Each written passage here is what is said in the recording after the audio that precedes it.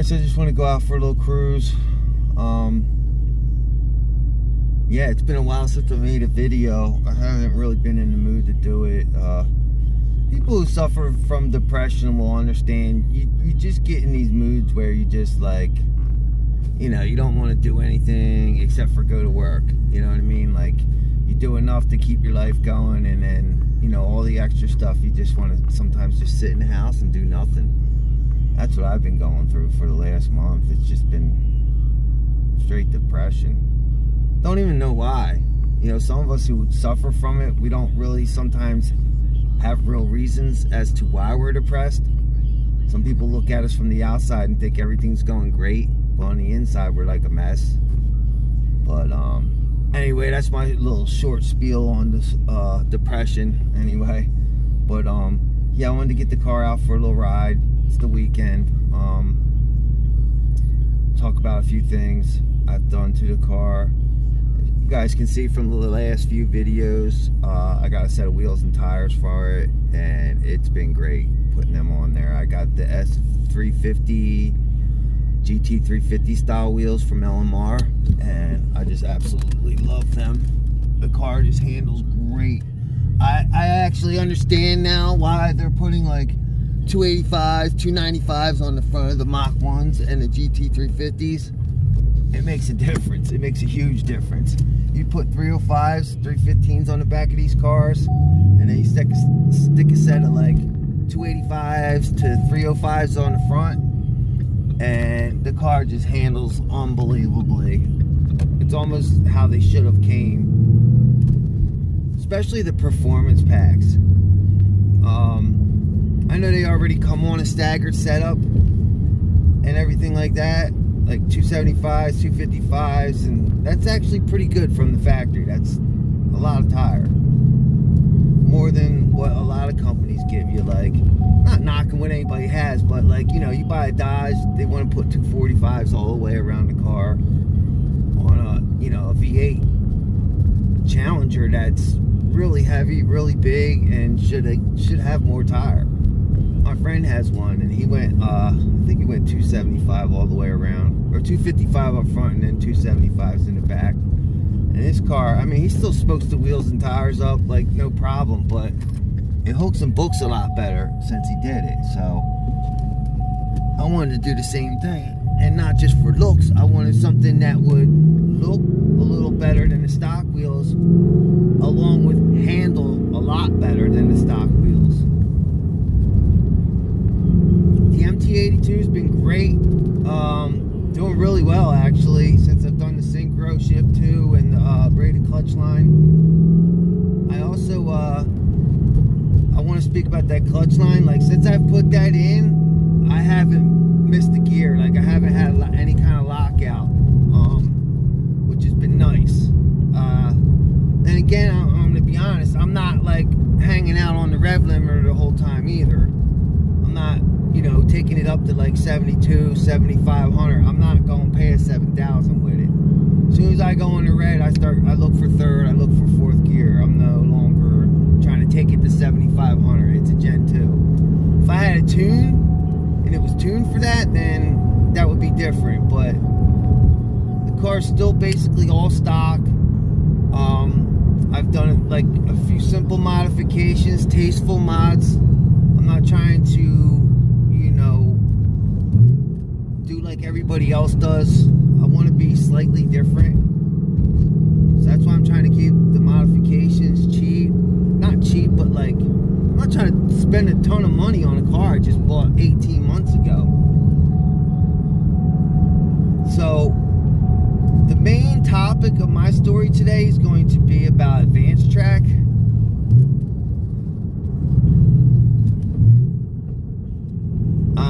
A lot of people are under this misconception that you need to leave, like, these Mustangs crash because guys are taking the Advancetrac off, and that's not the case. They're crashing because they're leaving it on, or they're just taking traction control off and then leaving the Advancetrac on. What a lot of people don't understand about the Advancetrac is it will literally tap a single front brake on you. to try and straighten out the car. Not just front, but back brakes too. You have a computer basically deciding that it wants to straighten the car out for you, so now it taps one of the front rotors for a split, and that's all it takes is a split second of the brake being tapped, and now your car is all of a sudden kicking back the other way. You know what I mean? Like, you're in a controlled drift, burnout, whatever you want to call it, and you got your car going sideways, and you're controlling the car, and then all of a sudden the computer decides it wants to straighten it out for you. That's why the car all of a sudden kicks back the other way and runs into a crowd. It's the Ford Advancetrac. It's terrible. I swear, I had one bad experience with that Advancetrac. I came out of a Walmart early morning. It was cold. Don't get me wrong, still like, you know, cold, bad, like roads, bad conditions for like, you know, getting on the car. So I come out, I give it like maybe 20% gas pedal, and all of a sudden the car just freaked out, went sideways, almost spun around on me. I caught it real quick, hit the clutch, and it straightened right out. But my point is, I wasn't even trying, and the car freaked out and tried to send me into a median on like a major highway.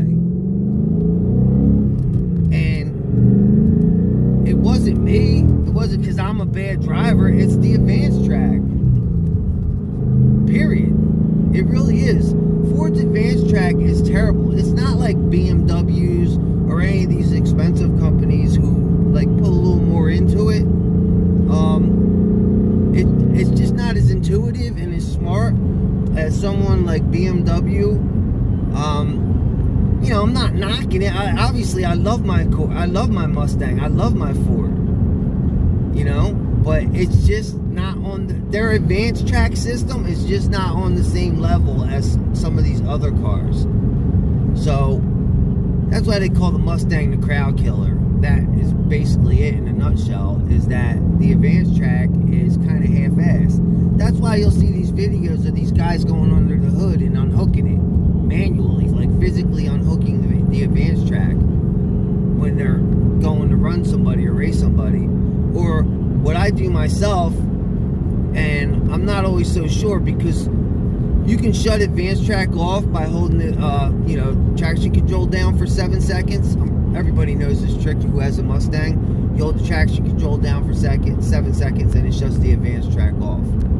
But the hit is, after about 5, 10, 15 minutes, it will kick back on its own. So you're driving around thinking you have Advancetrac off, but it basically reverts itself back to basic traction control off. Now there's another thing where you could put it into like a sport mode. You just tap it twice real quick and it'll put it into Advancetrac sport mode, which is what I advise the average guy to drive around on if they're just out cruising, blowing through the gears a little bit. But if you're going all in, dead serious, and you want to be the only one controlling your car, shut that shit off. Especially like when people are watching and you're around, you want to be the one controlling it. I want this car to be like it's the 1980s. I want to have full control over it. I want to be the one who decides whether the car, ass end of the car, kicks back this way or that way. I don't want the car deciding that shit for myself. So that's basically the issue with the Ford Advancetrac. It's just not as smart and as well made as some of the other car companies. So that's why these are considered crowd killers. But I noticed most of the people in those videos where they're spinning out and going, they're young guys, man. They just got the car.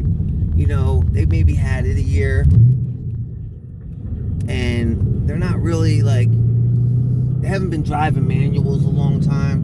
And it's not just the manuals, it's the 6Rs, it's the 10Rs. They all do that because they all have the same Advancetrac. So it's just something to think about. I see a lot of people, again, I see a lot of people online saying that they're crashing their Mustangs because they're taking the traction control off, when that couldn't be any more further from the truth. The truth of the matter is, it's most of the time because it's left on, or it came back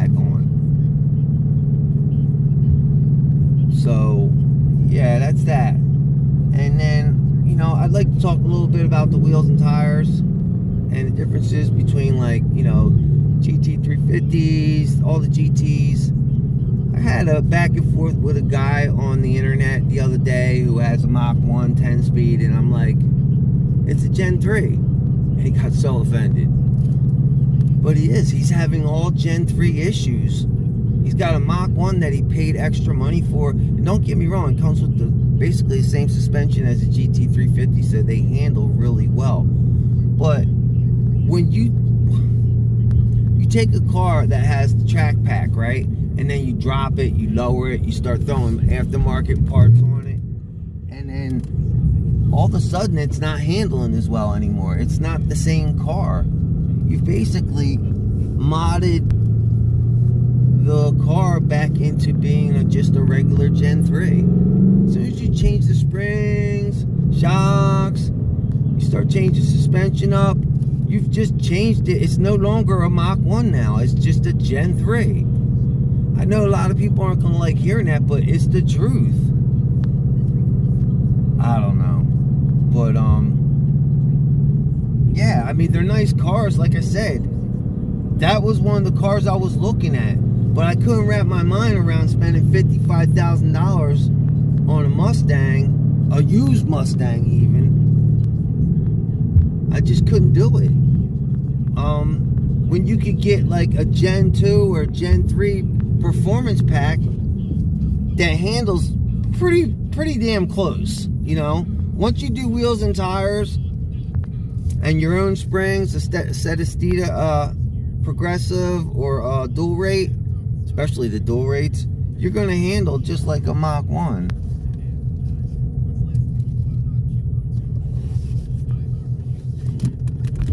There's a lot of cars from Steeda who are just like, you know, they handle really well, and they're just set up by Steeda. They're base models.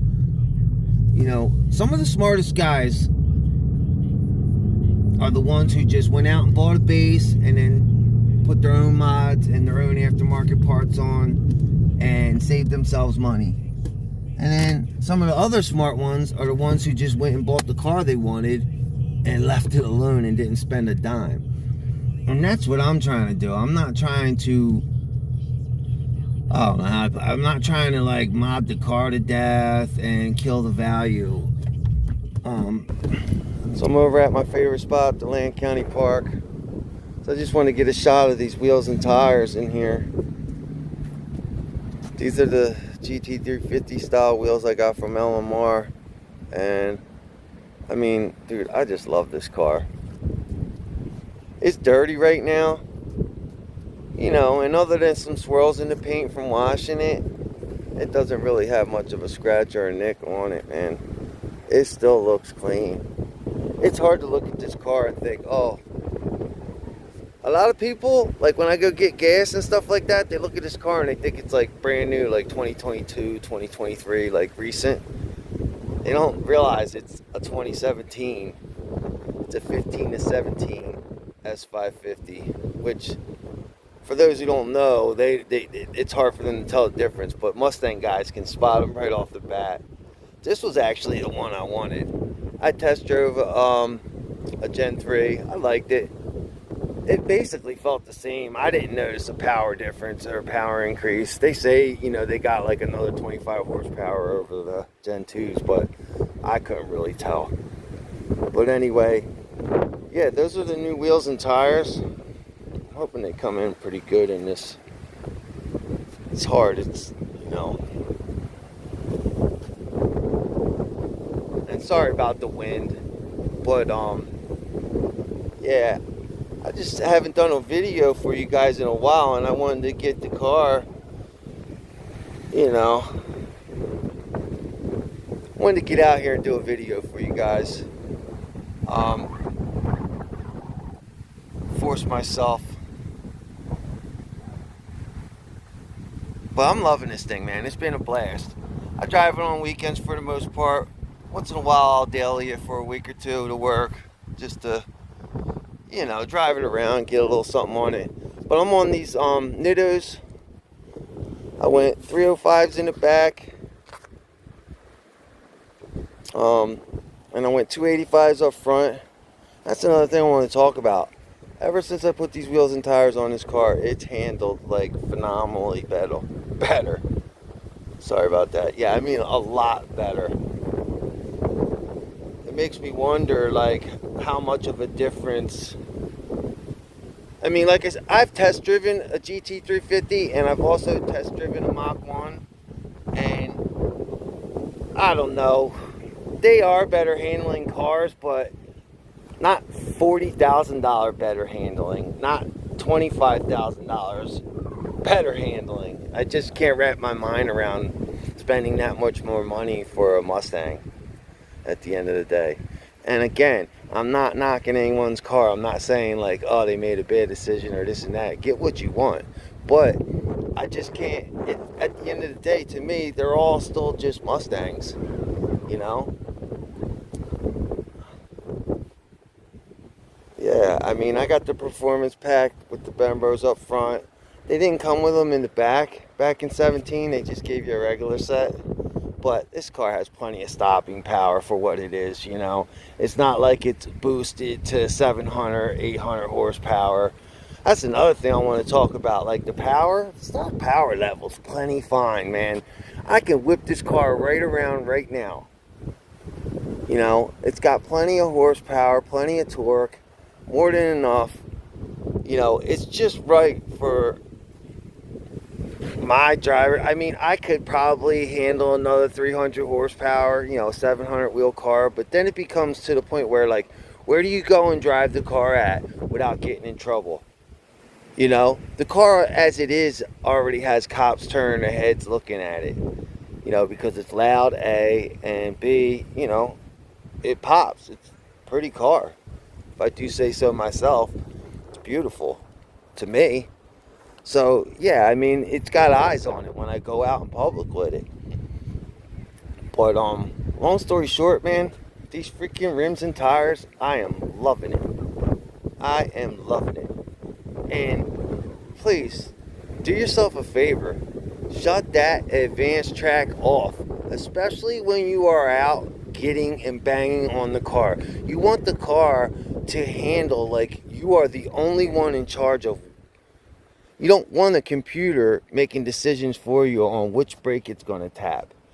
That's what happens. I'm telling you guys, man. Like, you'll be in a controlled slide, like, you know, kind of drifting a little bit, doing a burnout, and then all of a sudden, the computer sees that the car's getting sideways, and it starts tapping the opposite side brake, and then all of a sudden, you're kicking, the ass end of the car is kicking back around, and you're going into a crowd of people.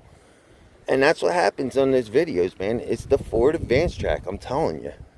Shut that shit off. Anyway, you guys have a good one. Take care. I'll talk at you in the next one.